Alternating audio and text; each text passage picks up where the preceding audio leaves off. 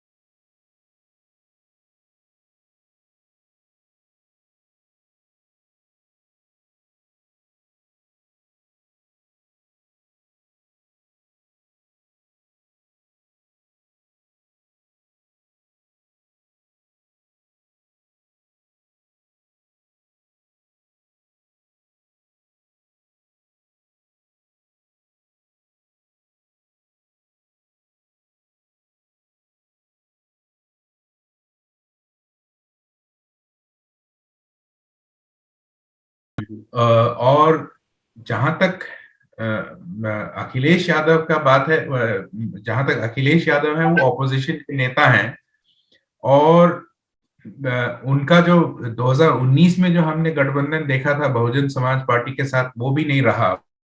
जी। और रहस्यमय बात यह है राजेश कि हालांकि अगर आप बसपा के हाथी के जो सपोर्टर्स हैं, उनके वोटर्स जो हैं, उनसे बात करें तो वो बोलते हैं नहीं नहीं, बहन जी लड़ रही हैं और वो चुनाव प्रचार कर रही हैं, लेकिन अमूमन ये एक धारणा है लोगों के बीच में कि बहुजन समाज पार्टी इस इलेक्शन में उतना सक्रिय नहीं है जितना उनको होना चाहिए, जितने एक 4 टर्म चीफ मिनिस्टर को बाहर आना चाहिए था। बहन मायावती जी उतनी दिखी नहीं चुनाव प्रचार करते हुए। तो ऐसा लग रहा है कि मतलब बीजेपी को सबसे मजबूती से टक्कर दे रहा है सपा का अलायंस। कांग्रेस, देखिए कांग्रेस लड़ तो रही है, मैं ये नहीं कहूंगा कि कांग्रेस विजिबल नहीं है, कांग्रेस लड़ रही है, लेकिन उनका संगठन मजबूत नहीं था। और वो खुद कांग्रेस भी मानते हैं, प्रियंका गांधी ने कई इंटरव्यूज में कहा है कि 30 साल से तो पार्टी की कोई संगठन ही नहीं थी। तो मेरे ख्याल से वो लोग 7 से ऊपर जितना बेहतर कर सके उसी में वो खुश होंगे। वो लड़ रहे हैं, लेकिन बाईपोलर, मतलब दो पार्टीज में लग रहा है कि चुनाव चल रहा है। एक तरफ बीजेपी, दूसरी तरफ अखिलेश यादव लेड अलायंस, क्योंकि उसमें राजभर भी है और छोटे छोटे दल हैं, और उन्होंने भी एक कास्ट समीकरण करने के लिए कोशिश किया है। और मुझे लगता है इस कोशिश में, जैसे कि मैंने कहा कि जब आप सत्ता में होते हैं तो आपका सत्ता वो आपका ट्रैक रिकॉर्ड डिफेंड करने के लिए थोड़ा मुश्किल होता है। और जो जब आप विपक्ष में होते हैं तो आपको चार्जेस लगाने में आपको आसानी होती है। आपने नौकरी नहीं दी, देखिए महंगाई कितना चरम सीमा पे है, आवारा पशु का मुद्दा है, जी। किसानों का नाराजगी का मुद्दा है, खाद नहीं मिलने का मुद्दा है, कई सारे मुद्दे हैं। और सरकार जो है, जो सरकार में है, वो ज्यादा से ज्यादा इतना बोल सकते हैं कि हाँ कुछ कमी रह गई, हम कोशिश करेंगे, लेकिन आप ये नहीं कह सके हाँ हम इसमें फेल हो गए, हम उसमें फेल हो गए। तो उसीलिए अंग्रेजी में जैसे हम कहते हैं कि it is easier to attack for the opposition than the government to defend its record. Sandeep, ये तीसरे चरण की सीटें जो हैं, उनको यादव बेल्ट की सीटें कहा जाता है, यादव बेल्ट या पोटैटो बेल्ट कहा जाता है। जी जी। जैसा कि हमने, और आप इस बात पे शायद सहमत है कि बीजेपी का प्रदर्शन पहले 2 फेज में अच्छा नहीं रहा है। ये तीसरा फेज मेरे लिहाज से एक ये तय करेगा कि मोमेंटम किसके साथ आगे के 4 फेज के लिए जाएगा। अगर यहाँ पे समाजवादी पार्टी अच्छा करती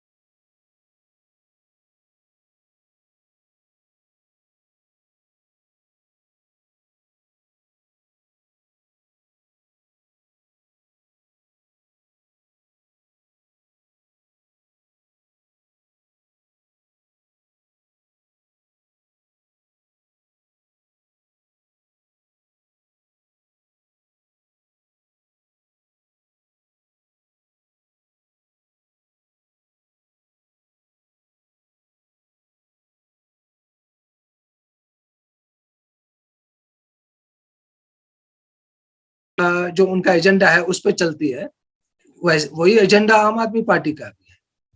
तो ऐसा नहीं, हमने पंजाब में देखा कि सुनील जाखड़ के एक स्टेटमेंट पे जब उन्होंने कहा कि मैं एक हिंदू होने के नाते मेरे को मुख्यमंत्री नहीं बनाया गया, तो उसको सबसे ज्यादा आम आदमी पार्टी ने उछाला कि ये देखिए ये हिंदुओं का यहाँ मसला आ गया। इसी तरह भाजपा बोली। तो आप देखोगे कि सोच में वो एक है, दोनों का बराबरी है। तो मेरा ये कहना है कि पंजाब में देखिए क्या होगा वो तो 10 मार्च को ही पता चलेगा। जो आज के मतदान हो रहे हैं इसके नतीजे 10 मार्च को होंगे और हमें उसी दिन पता चल जाएगा कि क्या हुआ। लेकिन एक कहीं ना कहीं कांग्रेस कमजोर दिख रही है। आप ही के चैनल पे विनोद शर्मा जी पूरा दौरा करके आए थे, उन्होंने भी ये बात कही कि कांग्रेस इस बार कमजोर दिख रही है। वो फैक्टर एक बहुत बड़ा। अच्छा, दूसरा एक और फैक्टर है कि आज ही मैं आपको बता दूं, मैं कई वहां कांग्रेसी नेताओं से बात कर रहा था पंजाब में कि क्या वजह रही कि आप जिस तरह से एक्सपेक्ट कर रहे थे दलित कंसोलिडेशन हुई नहीं। तो कई फैक्टर्स है उसमें। देखिए बहुजन समाज पार्टी भी लड़ रही है, और एक और फैक्टर है डेरा। कई डेरे हैं वहां पे, वो डेरे जो हैं किसी एक पार्टी की तरफ नहीं जा रहे हैं। वो इस बार डेरा सच्चा सौदा जो है, अभी मैंने सुना कि उन्होंने व्यक्तिगत लोगों को समर्थन देने का ये निर्णय किया है। उन्होंने एक पार्टी को बाय एंड लार्ज सपोर्ट करने का फैसला नहीं लिया। तो उसमें किस कैंडिडेट को और किस पार्टी के कैंडिडेट, वो तो उनका, क्योंकि ये बहुत ही सीक्रेट होता है। इसमें ये थ्रू जो है कम्युनिकेशन अपना ही बाय वर्ड ऑफ माउथ चला जाता है ये मैसेज। तो उसमें उन्होंने ऐसा किया है कि हम व्यक्तिगत लोगों को सपोर्ट करेंगे इस बार। राजेश, औरंगजेब, पंजाब के बारे में आपने काफी सारे मुद्दे कवर किए।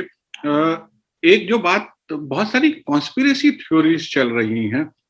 कुछ लोग कह रहे हैं कि बीजेपी इस सूरत में अगर आती है तो कि वो किंग मेकर की भूमिका में रहे तो वो अकालीस के साथ अलायंस कर लेंगी। फिर एक कॉन्स्पिरेसी थ्योरी ये चल रही है कि नहीं, बीजेपी जो है आपकी बजाय कांग्रेस की सरकार को पंजाब में प्रेफर करेगी। क्या चुनाव में इस तरीके की कॉन्स्पिरेसी थ्योरीज काम करती हैं? देखिए राजेश, आपने जो बात कही उसको मैं इस तरह से आपको आगे बढ़ाता हूं कि कल एक वीडियो सामने आया जिसमें बीजेपी के जो प्रदेश अध्यक्ष हैं वो वो अपने वोटर, वो अपने समर्थकों के साथ बात कर रहे हैं। उनको ये बता रहे हैं कि अगर आप भाजपा को वोट नहीं दोगे, आप कांग्रेस को देना, लेकिन आपको नहीं देना जी। तो मैं कहीं ना कहीं वही बात कह रहा हूं कि दोनों जो नेशनल पार्टीज है, इनको ये लग रहा है कि पंजाब यहाँ पे स्टॉप नहीं होगी आम आदमी पार्टी। इसके बाद गुजरात जाएंगे, हिमाचल जाएंगे, फिर आगे मध्य प्रदेश जाएंगे, राजस्थान जाएंगे। तो एक दोनों पार्टीज को एक मुश्किलात फिर का सामना करना पड़ेगा। राजेश, मेरे ख्याल से मैं एक चीज और ऐड करना चाहूंगा। जो औरंगजेब बोल रहे हैं वो मैं उससे बिल्कुल इत्तेफाक रखता हूं, लेकिन उसके साथ साथ मैं ये भी बोलना चाहूंगा कि ये पहली दफा नहीं होगा कि अगर आप बीजेपी, क्योंकि सच्चाई ये है कि बीजेपी का कोई ग्राउंड है नहीं। जो भी उनको पहले मिलते थे वो अकाली दल के सपोर्ट में मिलते थे। और ये भी कहा जाता था कि जब 2017 में चुनाव हुए तो उस वक्त भी ये माहौल था कि जब ये ऐसे एलिगेशंस उठने लगे कि आप में बहुत सारे सेपरेटिस्ट एलिमेंट्स घुस गए हैं और वैसे लोग सपोर्ट कर रहे हैं, तो वैसे एलिगेशंस को काउंटर करने के लिए उस टाइम भी बीजेपी ने, ये कहा जाता है कि बीजेपी ने अपने समर्थकों को कहा कि देखो ये बॉर्डर स्टेट है और इसको ऐसे पार्टी को देना जो चला सकते हैं। और इसमें कोई संदेह नहीं है कि कांग्रेस एक पार्टी जो चला सकते हैं। और हम जब जानते हैं कि 80s में जो एक पंजाब एक सेंसिटिव स्टेट है, जो एक हिस्ट्री है उसका अपना, और जो वो सेंसिटिविटी और हिस्ट्री को देखते हुए ये दोनों ही नेशनल पार्टीज जो है, अब तक के जो नेशनल पार्टीज हैं, उनके फियर्स तो हैं ही कि एक और नेशनल प्लेयर इमर्ज कर जाएगा, ऑल्टरनेटिव है हो जाएगा। उसके अलावा भी ये पंजाब के जो सेंसिटिविटी और हिस्ट्री है, इसके लिहाज से भी ये ऐसे जो वोट ट्रांसफर की बात जो चलती है या ऐसी थियरीज जो निकल के आती है, ये इसमें कुछ सच्चाई है। संदीप, आप दोनों इस बात से सहमत होंगे। औरंगजेब, आप कुछ कहना चाह रहे हैं? नहीं, मैं बिल्कुल संदीप की बात को आगे बढ़ा रहा हूँ कि एक तरफ तो देखिए, कहीं ना कहीं जब अब अगला चुनाव गुजरात होगा तो गुजरात में कांग्रेस को डील करना भाजपा के लिए हमेशा आसान लगता है। और आम आदमी पार्टी को हम देख रहे हैं दिल्ली में। आप देखिए दिल्ली 2015, 2020, अब देखिए कहाँ कोई, जबकि 2020 का जो इलेक्शन था उसका कैंपेन हमने देखा, सीए को लेके क्या क्या नहीं बोला गया, फिर भी आपने ज्यादा डेंट नहीं कर पाए आपका जो वोट है। और बीजेपी पूरी तरह, जिसको संदीप कह रहे थे कि एक इलेक्शन मशीनरी जो है, मशीन बन गई है, जीतने की मशीन बन गई है। इनके नेता जो है 24 घंटा पॉलिटिक्स करते हैं, इलेक्शन के बारे में सोचते हैं, हर इलेक्शन को बहुत सीरियसली लेते हैं, लेकिन फिर भी दिल्ली में कुछ कर नहीं पाए। इसलिए वो, और देखिए प्रधानमंत्री का राज्य है, गृह मंत्री का राज्य है, तो कहीं ना कहीं अगर पंजाब जीत गए उसके बाद गुजरात में बड़ा टफ मुकाबला हो सकता है। मैं इसमें एक चीज छोटी सी और ऐड करना चाहूंगा। पंजाब में इस वक्त बहुकोणीय मुकाबला है, मल्टी कॉर्नर कॉन्टेस्ट है। बीजेपी और कैप्टन अमरिंदर सिंह का दस्ता है, दूसरी तरफ अकाली और बीएसपी हैं, कांग्रेस है, आम आदमी पार्टी, और इसके अलावा किसान दल भी हैं, किसान मोर्चा, संयुक्त किसान मोर्चा जी। तो उसमें हार जीत का अंतर बहुत कम रहेगा अगर इस तरीके से हम देखें तो ऐसी सूरत में, अगर जैसा आप दोनों कह रहे हैं कि ये संभावना है कि कुछ वोट ट्रांसफर हो जाए, तो नतीजा कुछ का कुछ हो सकता है। बहरहाल आप दोनों से ये चर्चा जो है बहुत ही लाजवाब रही। फिर एक बार फिर से बात करेंगे अगले दौर में, जब यूपी का इलेक्शन जब आएगा, पोलिंग आएगी, उससे पहले कोशिश करेंगे एक दफा फिर से बात करें। बहुत बहुत धन्यवाद मुझसे जुड़ने के लिए आप दोनों का। धन्यवाद।